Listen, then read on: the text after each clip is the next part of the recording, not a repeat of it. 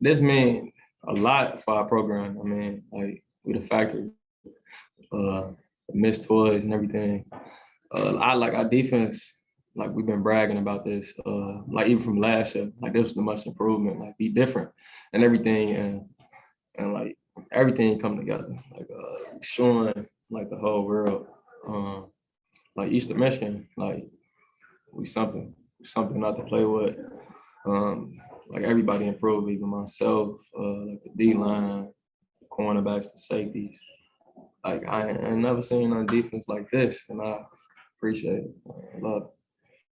There's been times in the past where Eastern Michigan has come off a big win and has let the production kind of slide. And last week was a tough loss at NIU, but being able to bounce back with a win like this, Coach Creighton said after the game, this is proof that we different. Mm-hmm. You feel that way?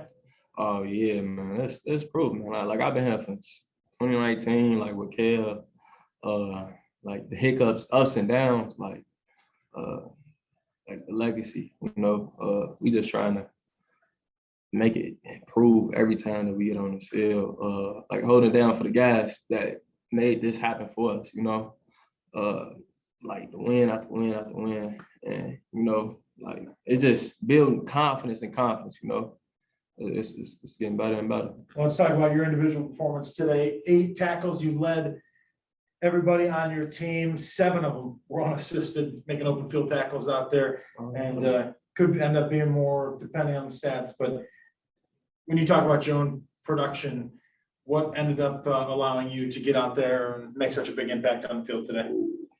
Really, like my family. Like this year and like last year actually was a hard year for me and everything. Like pass and everything.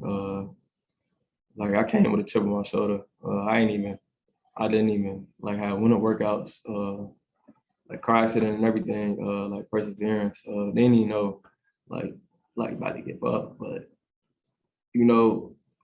every day I came to work, I had to just like my name's Simba, so like I got to keep that old line, like nobody that just keep working, and like I really had a chip on my shoulder because Miami, Ohio never even offered me. I did want to go to Miami, Ohio, like back in the day before Eastern Michigan even came in the picture, but like I had a chip on my shoulder, and like even for the guys that left, like Juice, Kev, everybody, like we just like leaving it on, because like last year, like everybody was talking about the cornerback groups, like we coming, and like even for me, like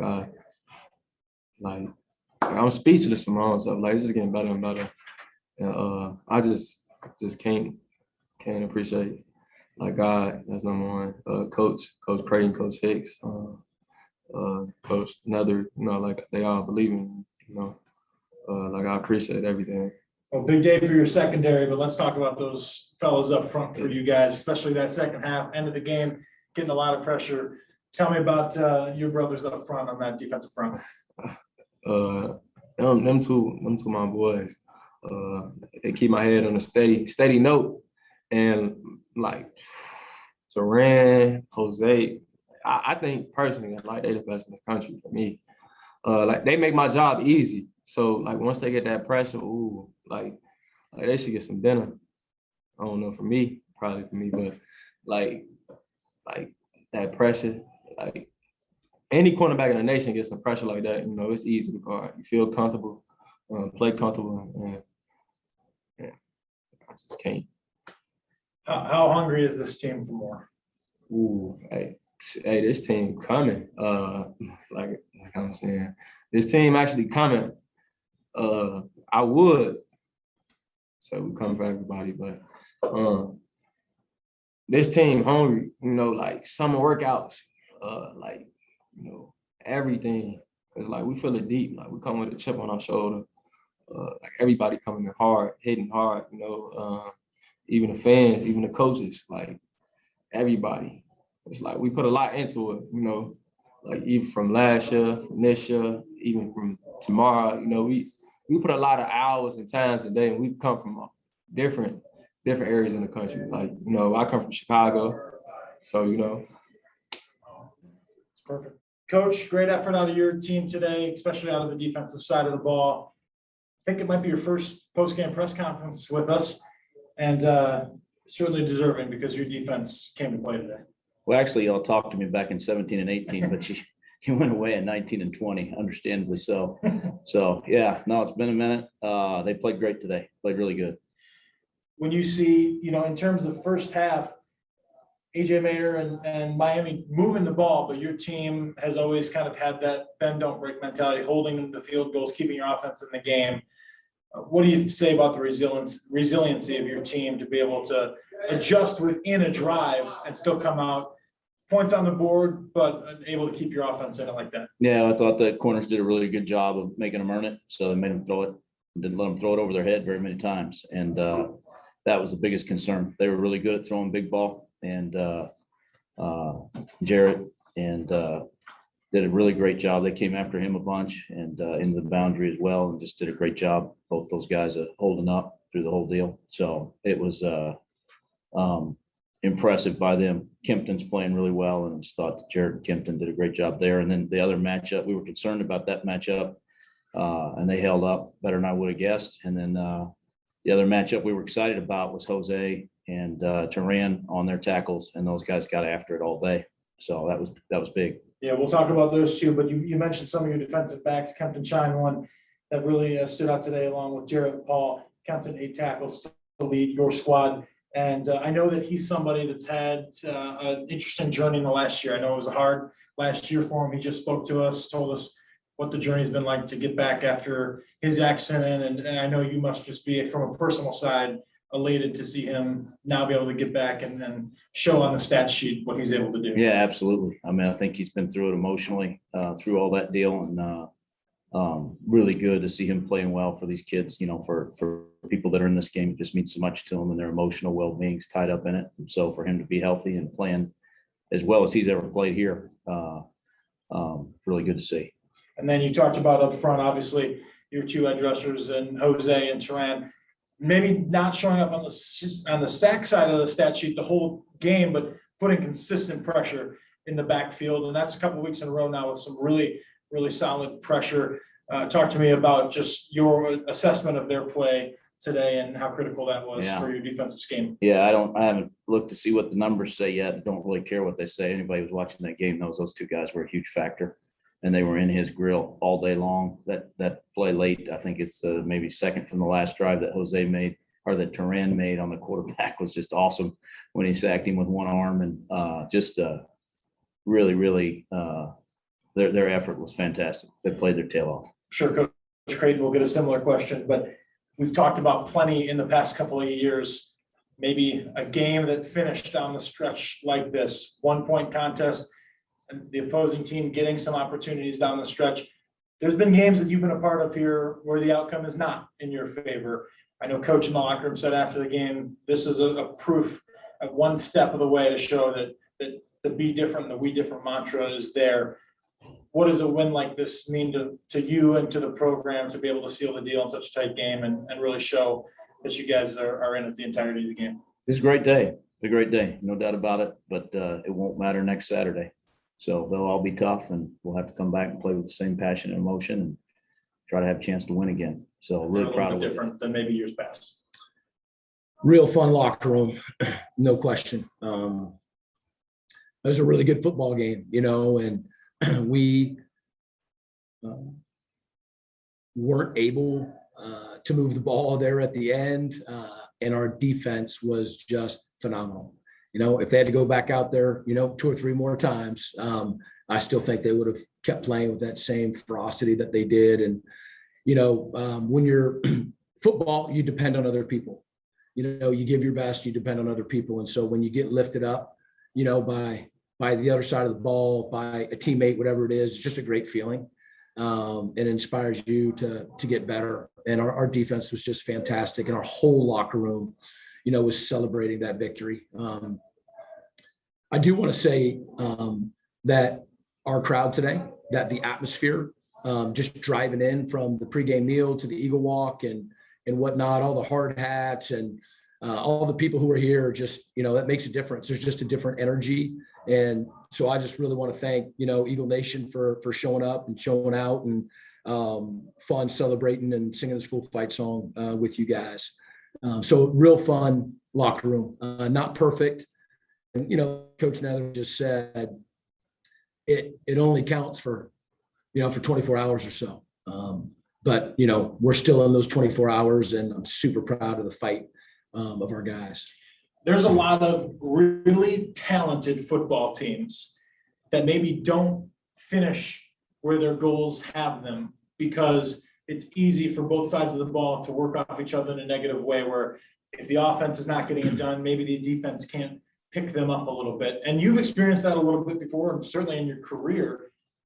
What does it mean about the maturity of a team when your defense today can go out and pick up the offense the entirety of the game, keep it in it, and then the offense did enough to capitalize when they needed to and get it done? What does it say about the maturity of a team to take that skill and be able to use that and push each other? Yeah, you just never know how a game is going to, pan out and play out. But, they were going through us pretty good, but we held them to field goals. And, that first drive, we were going through them pretty good. And then through the interception, we had a lull offensively. While our defense was giving up some yards early, they were keeping them out of the end zone. And then we got untracked a little bit there and was moving the ball and scored. And then just late in the second half, that was when I think our defense just really took over the game. And we just had some really tough first downs. We tried to get the ball outside off the motion that we were doing, setting up so much other stuff. And, it was a negative yard play, and had a run there at the very end. It was a negative yard play, and tried a run action. It was a negative yard play, all of those on first down, and just really put us in a, tough spots for us to move the ball. But overall, again, we got a lot of film to watch and a lot to improve on, a lot to get better at. But this was led by our defense, a great team win. You talk about that defense and the team effort overall. There are some things I know that we'll probably talk more on Monday that certainly need to improve. I know we talked about Miami getting to the quarterback 6 times today for 6 sacks. Anything off the top of your head that may have led to that, or is that something you're going to need to see on film? Well, yeah, no, we were ready for them. They're really good. Their front is really good. If you can see, and they like to play man and essentially get to a 7 and 8 man box, depending on, your personnel and your formation. And then they're fantastic pass rushers. So they've been that all year. We thought we'd hold up maybe a little bit better than we did at times, made some adjustments that we think helped. But I think more importantly, we just can't get into situations where they know that we're throwing when we've got, double stick situation.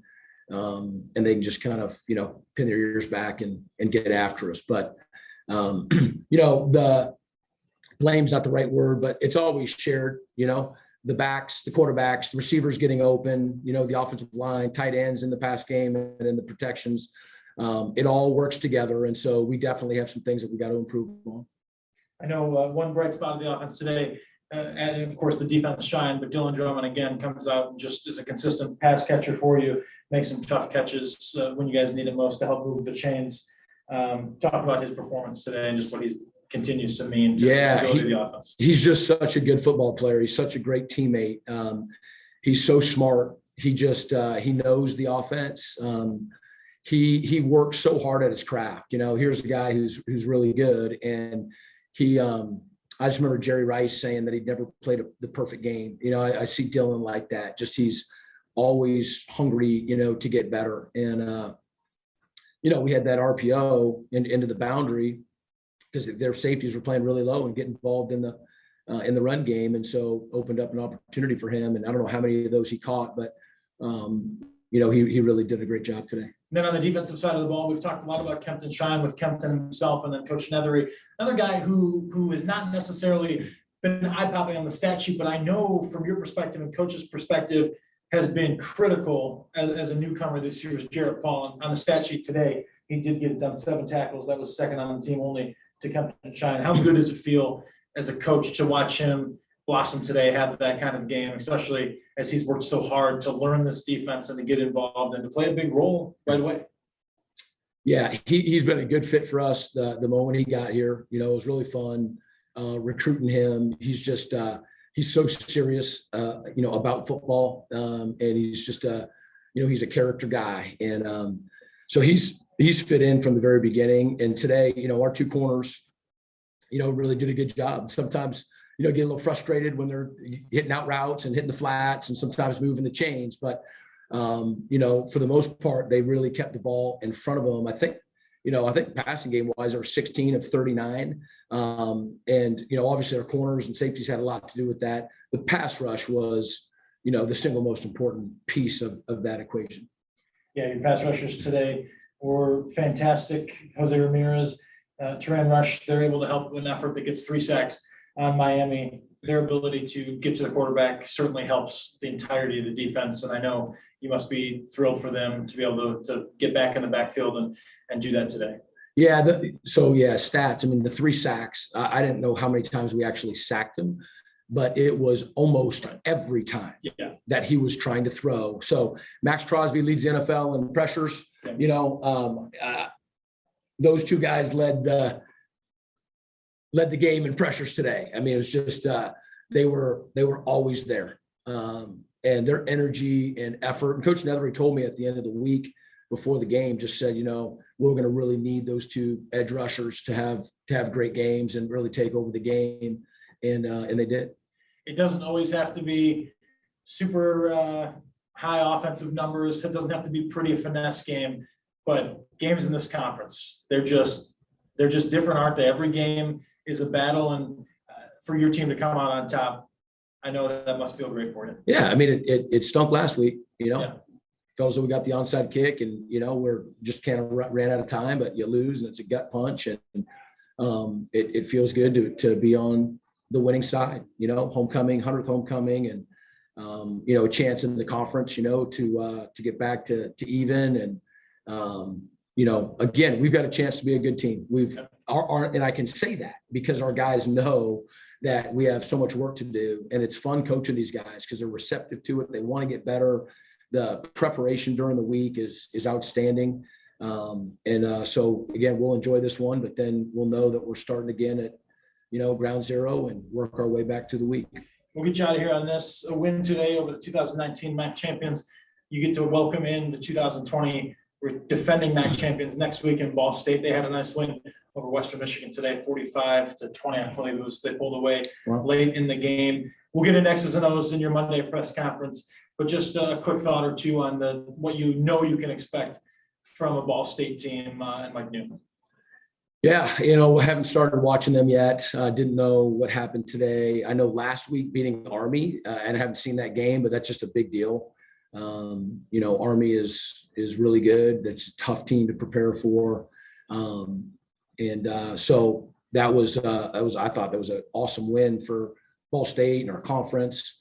And then Western Michigan has been flying high. And so to hear that they beat Western Michigan, I think that was the crazy game last year at Ball State that ended in the kind of the Stanford Cal, you know, fashion and whatnot. And so I bet it was an intense one today. We know they're going to be well coached. They've recruited real well, first class program, really experienced. You know, they're dominated by returning players that were, you know, MAC champions last year. And so it'll be another huge battle. Coach, appreciate it. Congratulations on the win. Go enjoy the next 23 hours or so now. That's right. All right. Go Eagles.